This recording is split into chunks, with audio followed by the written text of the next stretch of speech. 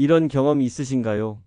한밤중에 갑자기 종아리가 칼로 찌르는 것처럼 당기면서 비명이 나올 정도로 통증이 몰려오는 순간 잠결에 다리를 움켜쥐고 발끝을 있는 힘껏 잡아당기고 주무르다 못해 침대에서 벌떡 일어나 서성이다가 겨우 진정되는 그 경험 말입니다. 대부분 이렇게 생각하십니다. 아, 다리에 쥐가 났구나. 나이 드니까 어쩔 수 없지. 그리고 또 하나. 쥐 나면 무조건 주물러야 한다. 다리를 쭉 펴야 한다. 발끝을 당겨야 한다. 여러분, 이 말 평생 믿어오셨죠? 하지만 오늘 이 영상에서 저는 아주 불편한 진실 하나를 먼저 말씀드려야겠습니다. 그 방법들 대부분 다 틀렸습니다. 오히려 그렇게 할수록 통증이 더 오래가고 다시 눕자마자 또 쥐가 나는 악순환에 빠지는 경우를 저는 진료실에서 정말 수도 없이 봐왔습니다. 쥐가 났을 때 우리가 본능적으로 하는 행동들이 근육을 더 긴장시키고 통증을 키운다는 사실. 이걸 아시는 어르신은 거의 없습니다. 제가 이 이야기를 꺼내는 이유가 있습니다. 며칠 전 진료실 문을 열고 들어오신 68세 박성호 어르신 이야기입니다. 이분은 평소 동네에서 건강하시기로 소문난 분이셨습니다. 등산도 즐기고 특별한 지병도 없었죠. 그런데 진료실 의자에 앉자마자 이런 말씀을 하셨습니다. 선생님, 저는 이제 밤이 무섭습니다. 알고 보니 거의 2달째 새벽마다 다리에 쥐가 나서 잠을 제대로 못 주무시고 계셨습니다. 한번 시작되면 10분, 20분씩 통증이 이어지고 겨우 가라앉았다 싶으면 다시 반복됐다고 하셨죠. 쥐가 날 때마다 박 어르신도 늘 하던 대로 하셨습니다. 주무르고 다리 펴고 발끝 잡아당기고. 그런데 이상하게도 나아지기는커녕 점점 더 심해졌다는 겁니다. 여러분, 여기서 중요한 질문 하나 드리겠습니다. 다리에 쥐가 났을 때 정말 그 순간에 근육을 억지로 늘리는 게 정답일까요? 아닙니다. 쥐는 근육이 줄어들어서 생기는 문제가 아니라 신경이 갑자기 오작동하면서 근육을 잡아당기는 상태입니다. 이때 무작정 늘리거나 주무르면 이미 흥분한 신경에 더 강한 자극을 주는 셈이 됩니다. 그래서 오늘 저는 다리 쥐가 났을 때 딱 3초 통증을 즉시 가라앉히는 실제 응급처치 방법을 알려드리려고 합니다. 약도 필요 없고 힘도 들지 않습니다. 누워서도 앉아서도 잠결에도 할 수 있는 방법입니다. 그리고 이 영상이 끝나갈 즈음에는 왜 유독 밤에 쥐가 잘 나는지, 왜 나이 들수록 이 증상이 잦아지는지, 그리고 다시는 쥐 때문에 잠을 설치지 않도록 돕는 간단한 생활 습관까지 하나씩 차근차근 정리해 드릴 겁니다. 솔직히 말씀드리면 이걸 모르고 그냥 넘기시면 쥐는 점점 잦아지고 통증은 더 강해지고 밤잠을 망치면서 다음 날까지 컨디션이 무너지는 악순환에 빠지게 됩니다. 나이 들어서 그렇지 하고 넘길 문제가 아닙니다. 이 영상을 끝까지 보시면 오늘 밤, 아니 바로 다음번 쥐가 났을 때 당황하지 않고 스스로 대처하실 수 있게 되실 겁니다. 실제로 박성호 어르신도 이 방법을 알려드린 뒤 선생님, 진짜로 거짓말처럼 풀렸습니다 라고 말씀하셨습니다. 본격적으로 시작하기 전에 한 가지만 부탁드리겠습니다. 이런 노후 건강 정보는 알고 있는 사람만 아는 경우가 너무 많습니다. 구독과 좋아요 한 번만 꾹 눌러주시면 더 많은 어르신들께 꼭 필요한 정보가 전달됩니다.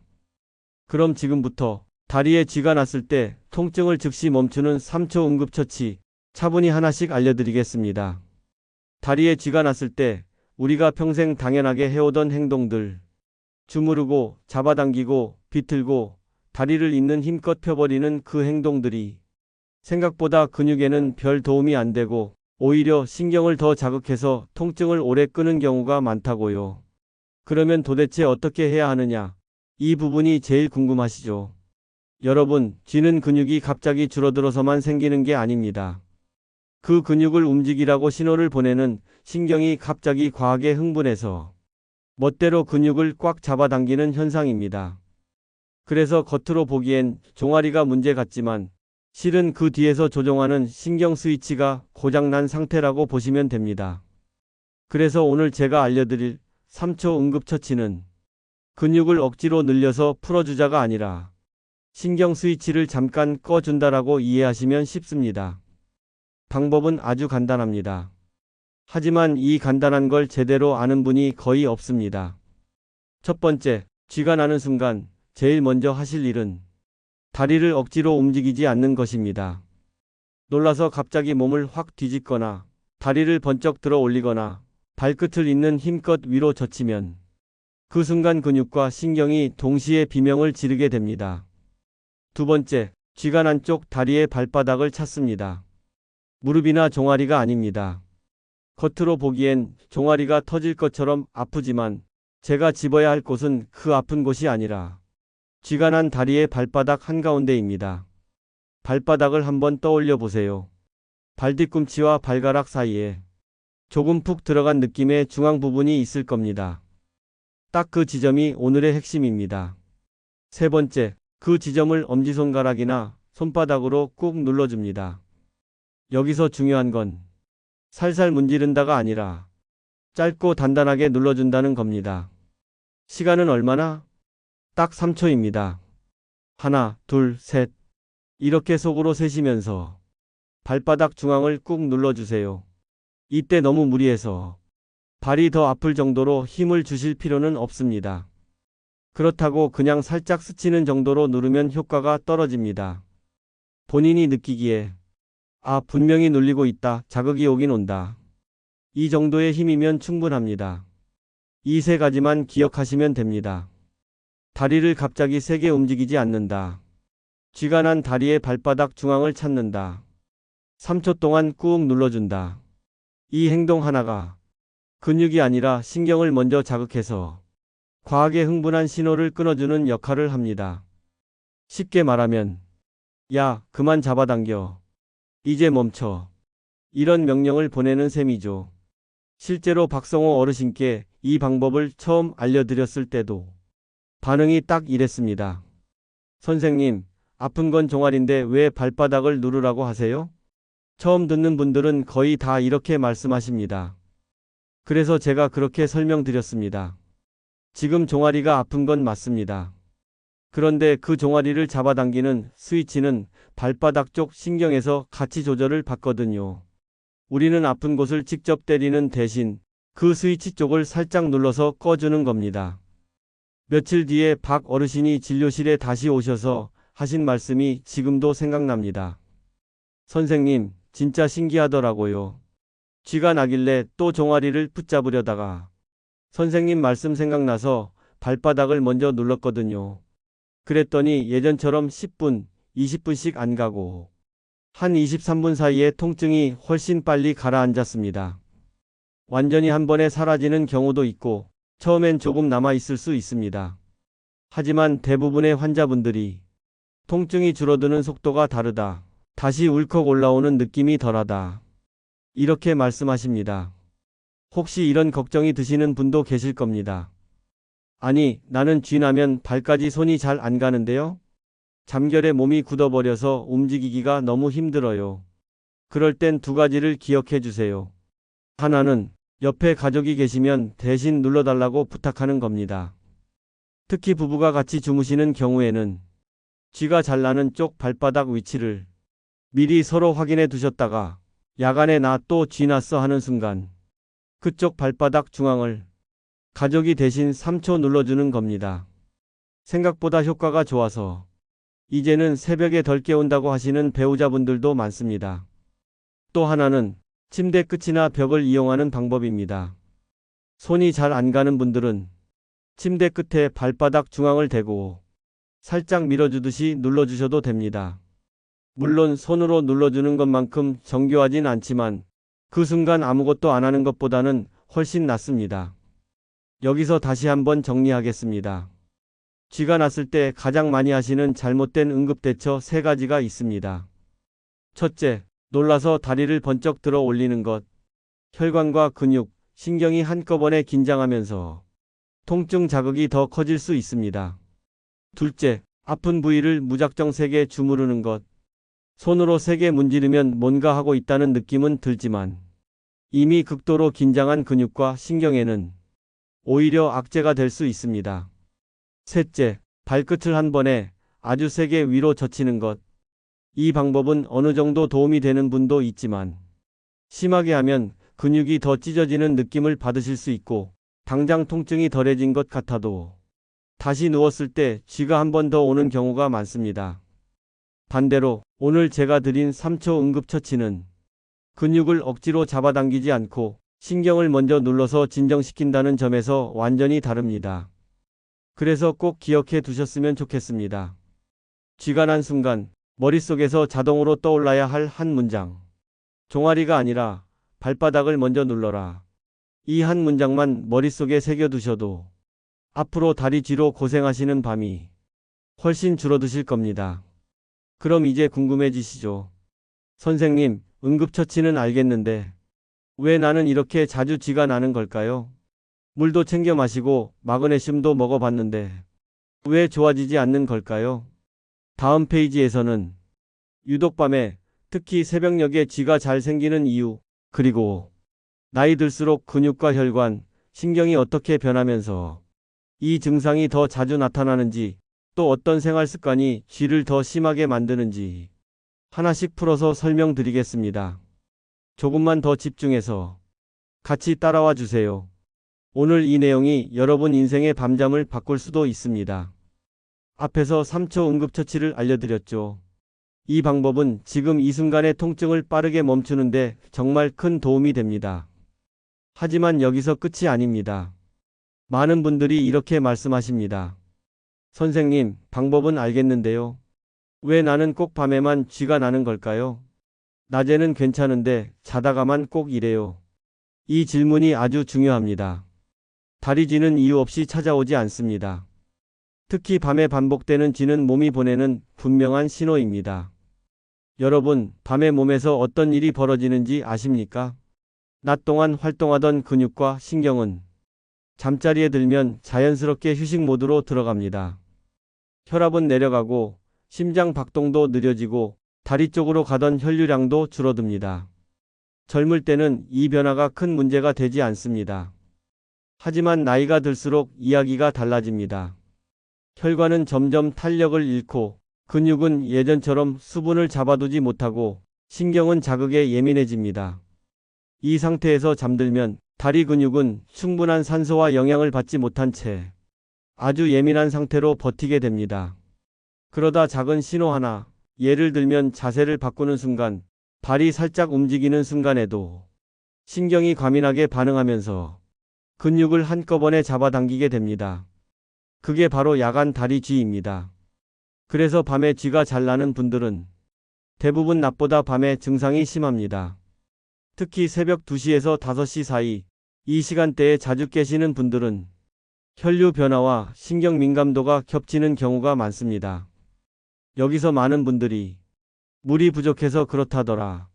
마그네슘을 먹어야 한다더라. 이런 말을 듣고 이것저것 해보십니다. 물 중요합니다. 마그네슘 도움이 되는 경우도 많습니다. 하지만 문제는 그것만으로 해결되지 않는 분들이 분명히 있다는 겁니다. 왜 그럴까요? 쥐의 원인이 하나가 아니기 때문입니다. 첫째, 혈액순환 문제입니다. 특히 종아리 근육은 심장에서 가장 먼 곳에 있습니다. 혈류가 조금만 줄어도 영향을 바로 받습니다. 저녁에 오래 앉아 있거나 다리를 꼬고 TV를 보거나 낮 동안 거의 움직임이 없었던 분들일수록 밤에 쥐가 잘 납니다. 둘째, 근육 자체의 노화입니다. 나이가 들면 근육 안에 있던 수분과 저장 능력이 줄어듭니다. 겉보기엔 멀쩡해 보여도 속은 쉽게 경련을 일으킬 준비가 된 상태인 겁니다. 셋째, 신경 피로입니다. 이건 많은 분들이 놓치는 부분입니다. 낮 동안 스트레스가 많았거나 잠자리에 들기 전까지 스마트폰이나 TV를 오래 보거나 몸은 누웠는데 머리는 아직 깨어 있는 상태. 이럴 때 신경은 충분히 쉬지 못하고 밤의 작은 자극에도 과하게 반응합니다. 그래서 이런 분들은 잠들자마자 쥐가 나거나 새벽에 갑자기 깨어나는 경우가 많습니다. 박성호 어르신도 마찬가지였습니다. 이분은 낮에는 멀쩡하셨습니다. 그런데 저녁만 되면 다리가 무겁고 잘 때쯤 종아리가 뻐근해지다가 새벽에 꼭 한 번씩 쥐가 났습니다. 이걸 단순히 칼슘이 부족해서 마그네슘을 안 먹어서로만 생각하면 정작 중요한 부분을 놓치게 됩니다. 몸 전체의 균형이 깨져 있다는 신호를 그냥 하나의 영양 문제로 덮어버리는 겁니다. 그래서 저는 항상 이렇게 말씀드립니다. G는 결과이고 원인은 따로 있다. 응급처치로 당장의 통증을 멈췄다면 이제는 왜 그 신호가 반복해서 울리는지를 봐야 합니다. 다음 페이지에서는 밤마다 다리쥐를 부르는 아주 흔하지만 절대 그냥 넘기면 안 되는 생활 습관 3가지, 그리고 오늘부터 바로 실천할 수 있는 예방 루틴을 정리해 드리겠습니다. 지금까지 들으신 내용이 아, 맞아, 나 딱 이런데 이렇게 느껴지셨다면 이 페이지가 오늘 영상에서 가장 실용적인 부분이 될 겁니다. 다리쥐는 응급처치만 잘 안다고 해서 끝나는 문제가 아닙니다. 당장의 통증은 멈출 수 있어도 생활 속에서 쥐를 부르는 습관을 그대로 두면 결국 같은 일이 반복됩니다. 그래서 지금부터는 밤마다 다리쥐를 부르는 가장 흔하지만 많은 분들이 전혀 의식하지 못하는 습관 3가지부터 짚어드리겠습니다. 첫 번째는 저녁 시간 이후의 움직임 부족입니다. 이 말 하면 많은 분들이 이렇게 말씀하십니다. 나는 하루 종일 바쁘게 움직였는데요? 그런데 잘 생각해 보셔야 합니다. 움직였다는 게 걷고 근육을 쓰는 움직임인지 아니면 서 있거나 앉아 있는 시간이 대부분이었는지 말입니다. 특히 저녁 먹고 난 뒤 TV 앞에 앉아서 2~3시간 거의 움직이지 않는 분들, 종아리 근육은 그 시간 동안 피가 고이지 않도록 펌프질을 거의 못합니다. 이 상태로 바로 잠자리에 들면 밤에 쥐가 날 준비를 다 해놓고 눕는 셈입니다. 두 번째는 잠들기 직전까지 이어지는 자극입니다. 불 끄고 누웠지만 머릿속은 낮에 있었던 일, 걱정, 뉴스, 휴대폰 화면으로 계속 깨어 있는 상태. 몸은 누워 있지만 신경은 전혀 쉬지 못하고 있습니다. 이러면 신경 흥분도가 내려가지 않아서 조금만 자극이 와도 근육을 과하게 수축시키게 됩니다. 그래서 쥐가 나면 유독 통증이 더 강하고 잠에서 완전히 깨버리는 겁니다. 세 번째는 잘못된 수면 자세입니다. 특히 발끝이 아래로 꺾인 채로 오래 유지되는 자세, 이불 무게에 발이 눌린 채 발목이 굳어 있는 자세는 종아리 근육을 계속 긴장 상태로 만듭니다. 밤새 근육이 풀릴 틈이 없으니 새벽녘에 한번 폭발하듯 쥐가 나는 겁니다. 이제 여기까지 들으신 분들은 이렇게 생각하셔도 됩니다. 아, 내가 쥐가 날 수밖에 없었구나. 그래서 지금부터는 제가 진료실에서 실제로 안내드리는 야간 다리쥐 예방 루틴을 아주 현실적으로 정리해 드리겠습니다. 첫째, 잠자리에 들기 전 딱 5분만 다리를 움직여 주세요. 거창할 필요 없습니다. 서서 제자리 걸음, 발 뒤꿈치 들었다 내리기, 발목 천천히 돌리기. 이 3가지만 해도 종아리 근육의 혈류 상태가 확실히 달라집니다. 둘째, 잠들기 최소 30분 전에는 눈과 뇌를 쉬게 해주세요. TV를 보더라도 밝은 화면이나 자극적인 내용은 피하시고 휴대폰은 가능하면 아예 손에서 내려놓는 게 좋습니다. 신경이 가라앉은 상태로 잠들어야 쥐가 날 확률이 눈에 띄게 줄어듭니다. 셋째, 잘 때 발끝이 아래로 꺾이지 않게 가벼운 수건이나 쿠션을 발바닥 아래 살짝 받쳐주는 것도 도움이 됩니다. 발목이 중립 위치를 유지하면 종아리 근육이 밤새 과하게 긴장하지 않습니다. 박성호 어르신도 이 루틴을 그대로 적용하셨습니다. 대단한 운동을 한 게 아닙니다. 저녁에 TV 보기 전에 5분 정도 발목만 움직였고 잠들기 전 휴대폰 보는 습관을 줄였을 뿐입니다. 그 결과가 어땠냐고요? 쥐가 완전히 없어지진 않았지만 이제는 한 달에 한 번 있을까 말까 합니다. 이렇게 말씀하셨습니다. 여러분, 쥐는 나이 탓만 할 문제가 아닙니다. 몸이 보내는 작은 경고 신호입니다. 그 신호를 무시하지 않고 오늘 알려드린 방법들만 챙기셔도 밤잠의 질은 분명히 달라집니다. 오늘 영상에서 꼭 기억하셔야 할 3가지로 정리해 드리겠습니다. 쥐가 난 순간엔 종아리가 아니라 발바닥을 3초 누른다. 그리고 쥐가 반복된다면 그건 단순한 통증이 아니라 혈류와 신경이 보내는 신호라는 것. 마지막으로 잠들기 전 습관이 바뀌어야 밤이 바뀐다는 점입니다. 이런 건강 이야기는 알고 있는 사람과 모르는 사람의 차이가 시간이 갈수록 크게 벌어집니다. 그래서 부탁 하나만 드리겠습니다. 지금 이 내용이 도움이 되셨다면 구독과 좋아요 한 번만 눌러주세요.